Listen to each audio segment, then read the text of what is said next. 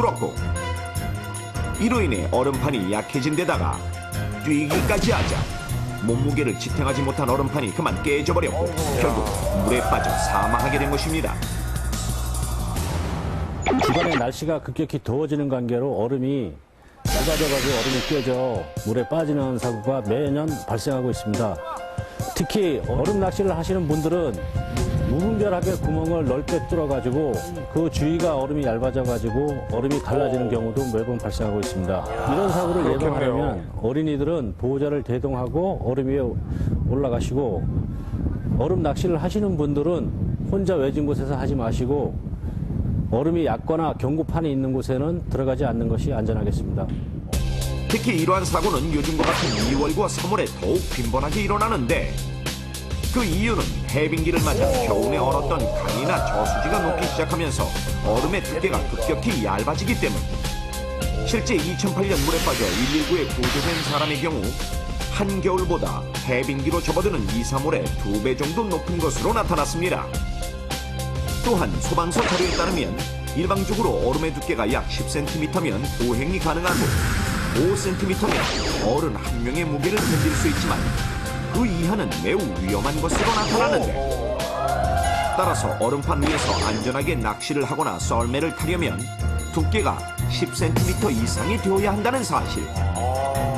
그렇다면 걸어 들어올 때 아무 이상이 없던 얼음판이 왜 갑자기 깨지면서 사고가 발생하는 걸까요? 그것은 바로 같은 강이나 저수지라 할지라도 위치에 따라 얼음의 두께가 천차만별이기 때문인데 뿐만 아니라 얼음은 표면이 불투명해 겉보기에 두께를 가늠하기 매우 어려워 사고의 위험이 높은 것. 일반적으로 휘어져 흐르는 강의 경우 바깥쪽이 유속이 빨라 얼음이 얇으며 직선으로 흐르는 강이나 물의 흐름이 거의 없는 저수지, 호수, 낚시터 등은 가운데가 수심이 깊어 가장 얇고 금방 녹는데 그렇다면 실제 표면이 얼어붙은 저수지를 찾아가 각 위치에 따라 얼음의 두께가 얼마나 차이 나는지 직접 측정해 보도록 하겠습니다. 그 정도면 안전한 거죠. 이곳은 경기도 남양주시에 위치한 한 저수지. 올겨울 잦은 한파 탓에 한눈에 봐도 표면이 꽁꽁 얼어붙었는데 현재 이곳의 온도는 영하 9도로 매우 추운 날씨입니다. 만약의 상황에 대비해 중앙 119 구조대 구조대원들과 동행한 가운데 제일 먼저 저수지 가장자리 얼음의 일부를 살짝 잘라 안전하게 들어올리는데 한눈에 봐도 꽤나 두꺼운 얼음. 이제 줄자를 이용해 얼음의 두께를 측정해보니 그 두께는 무려 23cm. 안전한 거죠. 이번에는 저수지 가운데 방향으로 약 10여 미터 정도 더 들어간 후 얼음을 잘라 두께를 재보도록 하는데 자, 과연 저수지 가장자리와 비교했을 때 얼마나 차이가 날까요? 아까와 마찬가지로 줄자를 이용해 얼음의 두께를 측정해보니 약 16cm. 가장자리와 비교해 7cm 정도 얇은 것을 확인할 수 있습니다. 10m밖에 안 갔는데도. 마지막으로 어감은 안전을 확인한 저수지 가운데와 가장 근접한 곳의 얼음 두께를 측정해 보도록 하는데 이번에는 어떤 결과가 나올까요? 측정 결과 저수지 가운데 얼음 두께는 14cm로 세 장소 가운데 가장 얇은 것으로 나타났습니다. 이렇듯 저수지 가운데로 갈수록 표면의 얼음 두께가 점점 얇아지는 것으로 나타나는데 실제 물의 흐름이 거의 없는 잔잔한 저수지나 호수의 경우 지면과 맞닿은 가장자리는 지면으로 열을 빼앗겨 단단하게 어는 반면 한가운데로 갈수록 수심이 깊어지기 때문에 얼음의 두께가 더욱 얇아지는 것입니다. 실제 2007년 1월 경기도 시흥의 한 호수에서 썰매를 타던 어린이 2명이 얼음이 깨져 물속으로 빠지면서 중태에 빠졌는가 하면 충북 제천에서는 60대 노부부가 낚시를 하던 중 얼음이 깨지면서 남편은 숨지고 아내만 간신히 구조된 사례도 있었습니다. 그렇다면 만약 강이나 저수지 등에서 얼음이 깨지면서 물에 빠졌을 때 어떻게 대처해야 할까요? 지금부터 중앙 119 구조대 구조대원의 실제 시범을 통해 자세히 알려드리겠습니다.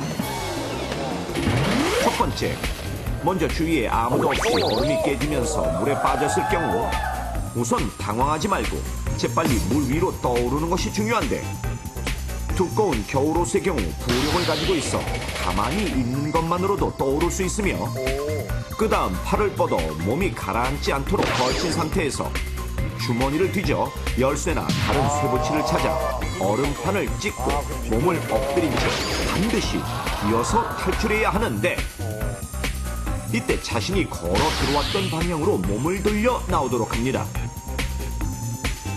두 번째, 주변에 도와줄 사람이 있는 경우 살려주세요! 살려주세요! 소리를 지르거나 수신호를 통해 자신의 위험을 알리고 이때 구조자는 제일 먼저 119에 구조 요청을 한 후 빠진 사람을 구조하는데 구조를 하기 위해 무작정 물속으로 뛰어드는 행위는 본인까지 위험해지므로 절대 해서는 안 되며 물에 빠진 사람이 허우적대지 않고 안전한 쪽 얼음판에 몸을 의지할 수 있도록 유도하고 주변에 밧줄이나 장대, 사다리 등 구조하는 사람과 빠진 사람을 연결할 도구를 던져줘 잡고 올라올 수 있도록 해야 합니다. 마지막으로 물에 빠진 사람을 구조했을 경우 재빨리 젖은 옷을 벗긴 후 외투나 담요 등을 덮어주고 따뜻한 음료 등을 마시게 해 저체온증으로 인한 사고를 예방하고 즉시 병원으로 데려가도록 합니다. 그럼 사전에 이러한 익사사고를 막기 위한 방법을 넘버원에서 알려드리겠습니다. 첫 번째, 가급적 얼음 위에서는 낚시나 빙상놀이 등을 하지 않는 것이 최선이며 특히 해빙기로 접어드는 2월에서 3월 사이에는 절대로 들어가지 않도록 합니다.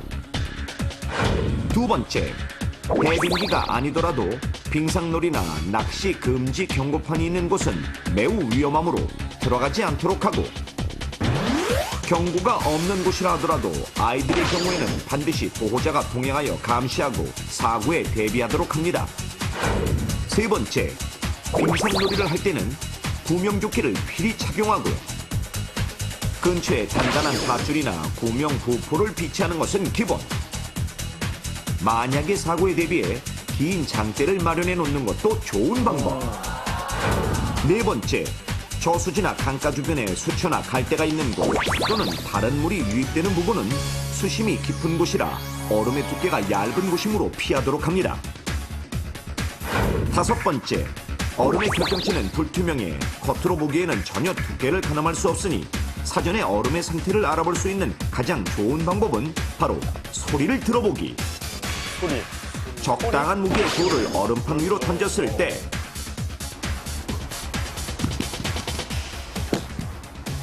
이렇듯 단단하고 둔탁한 소리가 나면 얼음이 견고한 것이므로 안심할 수 있지만 이처럼 얼음 파편이 부서지면서 튀거나 푸석푸석한 소리가 들리면 표면이 녹고 있는 것이므로 절대 들어가지 않도록 합니다. 마지막으로 얼음 낚시를 위해 구멍을 뚫을 경우 주변에 다른 구멍이 없는지 잘 살피고 자리를 떠날 때는 표시를 남겨두는 것도 다른 사람의 안전을 위한 예입니다. 그러네요. 얼음판 위에서 즐기는 겨울의 위험. 하지만 안전을 무시한다면 당신의 목숨도 위험할 수 있습니다. 겨울철에요. 안전하게 썰매나 아니면 낚시 같은 거 하려고 그러면 어느 정도 얼었을 때 해야 돼요? 저희가 그 기준으로 삼고 있는 건 5cm부터거든요. 이게 이제 얼음이 새로 얼기 시작해가지고 투명하고 단단할 때 5cm면 성인 한 명의 무게를 지탱할 수 있다 이렇게 봅니다.